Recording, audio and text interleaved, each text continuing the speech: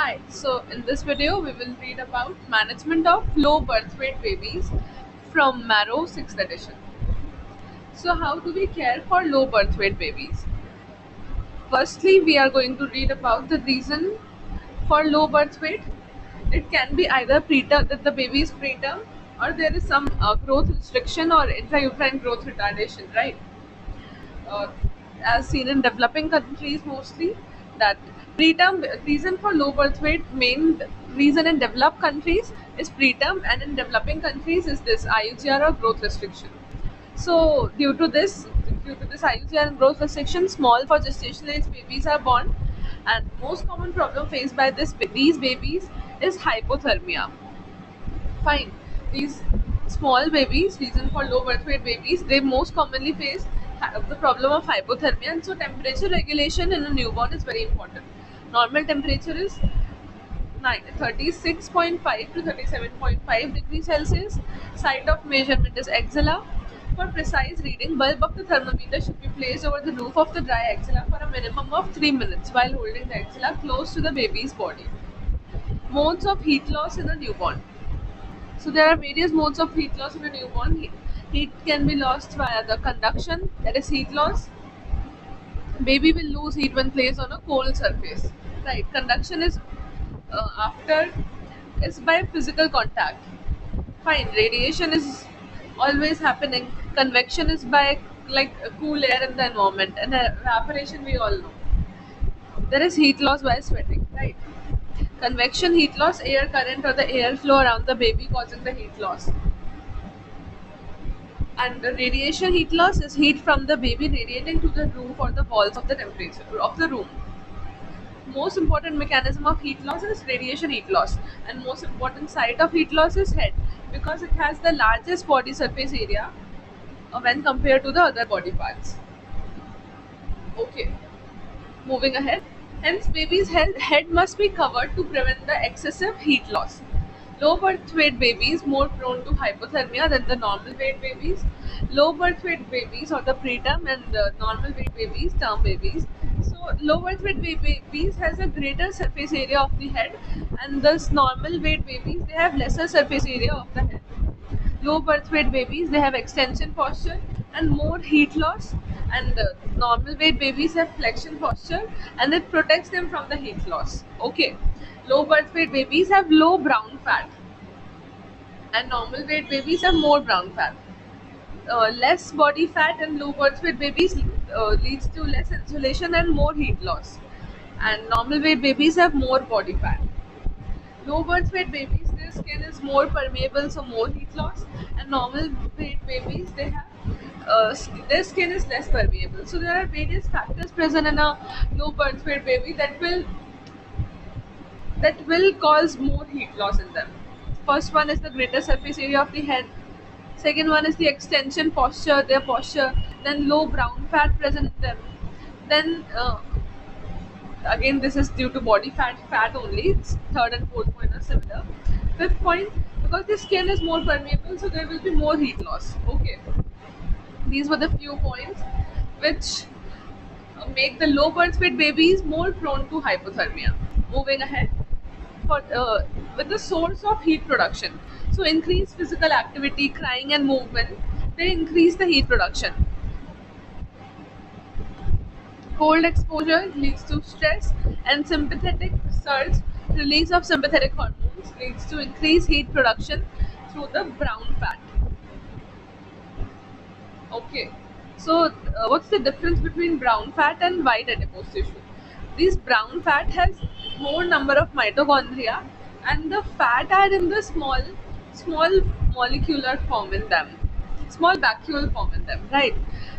So in this white or the usual adipocyte, there is a one large fat vacuole, but in the brown one, there are small fat vacuoles. There is less mitochondria in white one, and more in the brown one. White one has less vascularity, brown one has more vascularity. White one has less nerve innervation, and the brown one has more nerve innervation. Brown fat cells specialized structure present in the newborn which help in the heat production. Okay, so brown fats are they are specialized structures which are present in newborn only, and not newborn only, but they are newborn to help in the heat production. Location of the brown fat is nape of the neck and the back side of the neck, interscapular region, axillar or the groin region, and the perirenal areas. So these are the location of the brown fat. Now it is the non-shivering thermogenesis. Let's look at that. Mechanism of generation of heat in a newborn without shivering with the help of brown fat tissue.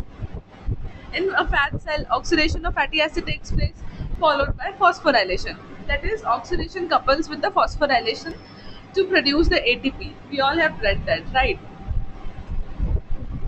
Exposure to cold leads to stress, which leads to sympathetic surge, which further leads to release of sympathetic hormones, right? Like norepinephrine is the most common one, and uncoupling reaction, oxidation inhibited from the phosphorylation, diverts the oxidation towards the heat generation. So earlier, this uh, phosphorylation was coupled with ATP. Here, look at here. Phosphorylation was occurring, right? And this oxidation couples with the phosphorylation, leading to ATP production. But here, there is uncoupling reaction. This was coupling reaction, these two occurring together. But due to this uncoupling reaction, oxidation inhibited from phosphorylation, and so this instead of producing ATP, they produce heat. Okay. Hypothermia less than 36.5 degrees Celsius. Then we call it hypothermia. Normal temperature is 36.5 to 37.5. Now these are the classification for various cold stress or moderate hypothermia or severe hypothermia. Cold stress when we call when the temperature is 36 to 36.4 degrees Celsius, right? Because less than 36.5 is only hypothermia. So 36 to 36.4 is cold stress. Extremities become cold and trunk remains warm. This is the initial stage of hypothermia. Moderate hypothermia is when 32 to 36 degrees Celsius, entire body becomes cold, and in severe hypothermia, the entire body becomes cold and temperature is less than 32 degrees Celsius. Okay. Severe hypothermia less than 32 degrees Celsius, and the cold stress may up to 36 only, and moderate 32 to 36. Now, what to do to prevent the hypothermia? If the child is stable hemodynamically, then we can gently cover the baby. And if the baby is low birth weight or preterm, then kangaroo mother care, that is skin to skin contact with the mother, and there is heat transfer from the mother to the baby, which protects the baby from hypothermia. And this KMC can be given by other family member also. Let's read about this kangaroo mother care, which is usually done in preterm baby or low birth weight babies to prevent them from hypothermia because they are at higher risk, as we already read. So this kangaroo mother care, what's the position? So the posture of the baby is vertical or upright as seen in this picture. Position of the baby's face is turned to one side, and position of the legs is flexed at the hip and the knees in a frog-like posture, and head of the baby is covered additionally. Okay. Now coming to the feeding, exclusive breastfeeding is done. Early discharge of the baby due to the better care of baby can be cause of contact with the mother. So this KMC can lead to early discharge of the baby. Okay. KMC duration is variable, can be up to 24 hours. Long duration is mostly preferred, and short duration less than 1 hour per session is avoided.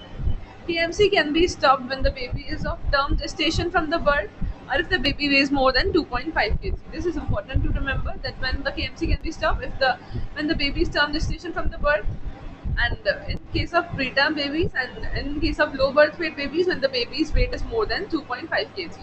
Okay. And this was all about when the baby was hemodynamically stable. Okay. We read this, right? But if the baby is unstable hemodynamically, then what to do? Then we can keep the baby in a radiant warmer. We have to manage in the NICU, neonatal ICU, and then keep the baby in the radiant warmer or an incubator. So in radiant warmer, the radiation type of the heat exchange occurs, and heat generated over the surface radiates down to the baby.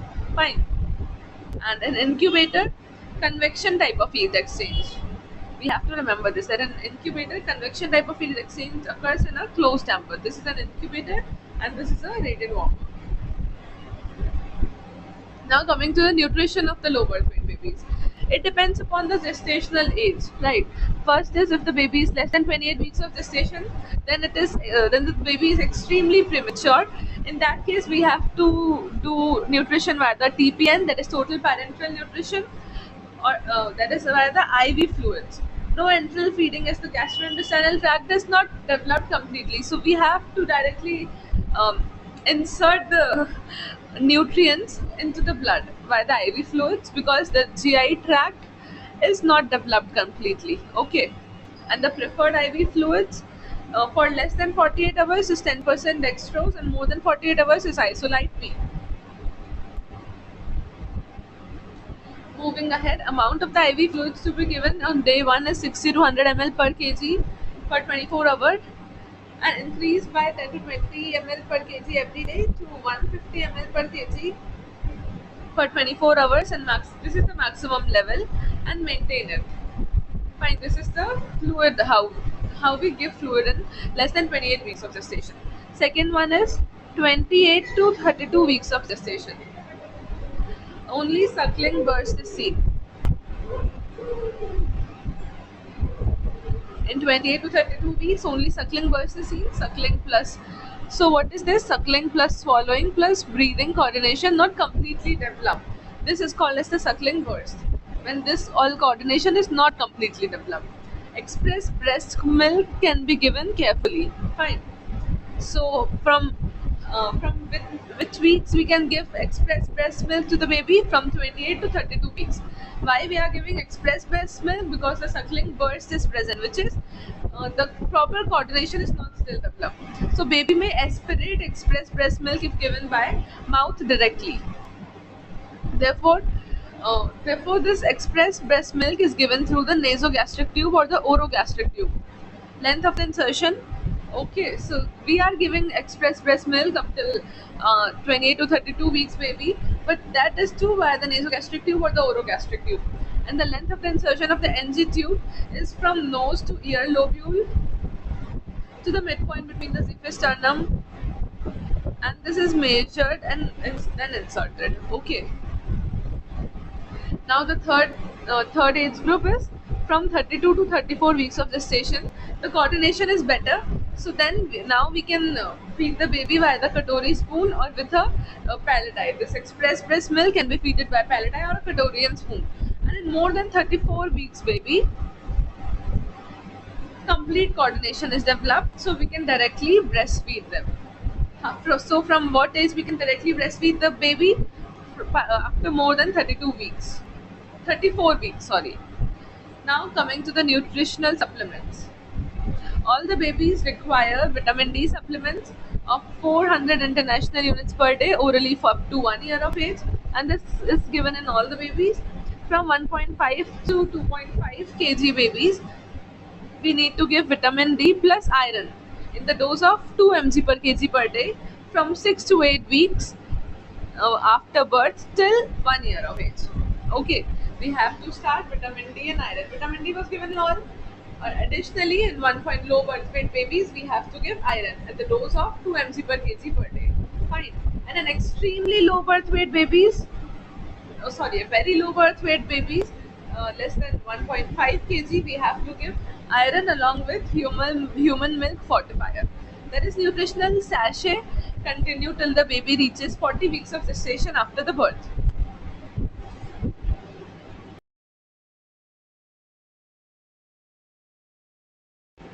So in these babies, less than 1.5, we have to continue the iron and vitamin D for 1 year. This human milk fortifier contain all the micronutrients plus minerals, vitamins except iron. Therefore, iron supplements are needed in addition. Okay. Problems faced by the low birth weight babies, that is preterm or IUGR babies. Let's see. So in preterm babies, there is increased risk of neonatal asphyxia. There is increased risk of hypothermia. In low nutrient reverses, so hypoglycemia, because there is low glycogen reserves. Sorry, this was reserves. And connect arrest, brain damage due to the bilirubin. Also increased risk in preterm babies because there is high levels of bilirubin Easy passage into the brain and blood-brain barrier is more permeable in the preterm babies. Okay, and increased risk of even necrotizing enterocolitis, increased risk of patent ductus arteriosus, and anemia because low iron stores. This was what seen in preterm babies, and in IUGR babies, intrauterine growth retardation babies, there is increased risk of neonatal asphyxia, increased risk of hypothermia, increased risk of hypoglycemia because same low glycogen reserves, but not of connectors, not of necrotizing enterocolitis, not of patent ductus arteriosus, and hematologically they have polycythemia because in IUGR babies there is stress, and this intrauterine hypoxia, this leads to release of the erythropoietin, and this leads to increased erythropoiesis leading to polycythemia. So this is the main difference in IUGR babies and preterm babies, that IUGR babies have polycythemia and preterm babies have anemia. Also in respiratory system, preterm babies have less surfactant causing respiratory distress syndrome. But this IUGR babies have meconium aspiration syndrome because again IUGR stress, release of mortalin, increased peristalsis of the intestines, and passage of the meconium in utero aspirated by the baby during the delivery, leading to meconium aspiration syndrome. So this is also a very important difference, that preterm babies are at increased risk of having respiratory distress syndrome, and IUGR babies are at increased risk of having meconium aspiration syndrome. Fine. Moving ahead to problems faced by the premature babies due to immaturity of the organ system. So first, intraventricular hemorrhage in less than 34 weeks babies, because the germinal matrix group of the fragile blood vessels around the ventricles undergoes involution in more than 34 weeks. And if the baby is less than 34 weeks, this germinal matrix is still present, and it makes the baby prone to bleed, rupture, and finally bleeding into the ventricles. So there is increased risk of intraventricular hemorrhage in babies less than 34 babies less than 34 weeks. Okay, moving ahead. Increased risk of apnea of prematurity. That is, what is apnea of prematurity? Absent breathing for more than 20 seconds or any duration plus bradycardia or cyanosis. Fine, if there is, how do we define apnea of prematurity? If there is absent breathing for more than 20 seconds or there is absent breathing for any duration accompanied by bradycardia or cyanosis. Treatment is what? Caffeine citrate. Now also there is increased risk of sensory neural hearing loss in case of premature babies because of so there is frequent screening test done of autoacoustic emission or automated auditory brainstem response, that is most preferred. Increased risk of developing retinopathy of prematurity. So increased risk of developing this retinopathy of prematurity, possibly leading to blindness. So why is it happening? Either due to the immaturity of retina, when exposed to high levels of oxygen therapy, this can also lead to this ROP, and prevented by limiting the oxygen exposure by continuously monitoring the SpO2. Okay, so this is how we can prevent this retinopathy of prematurity by monitoring the SpO2, and we have to maintain the SpO2 between 90 to 95%. Fine, this was all about management of low birth weight babies. Okay, thank you.